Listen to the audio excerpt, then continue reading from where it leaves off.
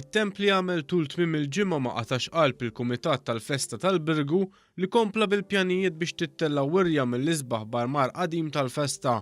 Il-wirja li saret fl-oratorju tar-Rosarjanti fil-Kunvent tal-Patrijiet tad-Dominikani kienet tikkonsisti f'armar qadim fosthom pavaljuni ta' drab, pitturi ta' qabel il-gwerra u statwi fost oħrajn.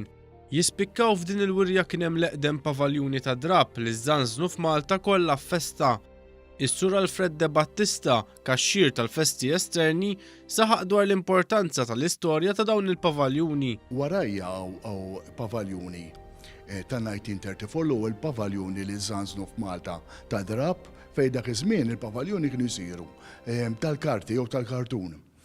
U fin-1934 il-kumitat ta' dak iż-żmien ħareġ b'dil idea tant sabiħa li ġiet ikkupjata minn Malta kollha llum kulħadd għandu pavaljuni u bandaluri ta' drab. Eżebit ukoll kien hemm numru ta' manuskritti li fihom hemm minuti li kienu jinkitbu fl-qatt tal-Kumitat. Wieħed ukoll seta' jara programm oriġinali tal-festi ċentinari li kienu saru fl-1922 li kkommemorizzaw il-mewt ta' San Dominku. Il-membri tal-Kumitat qasmu magħna wkoll ix-xewqa tagħhom li fil-futur qarib isibu esperti u fondi biex dan l-armar, speċjalment il-pavaljuni, jiġu rrestawrati.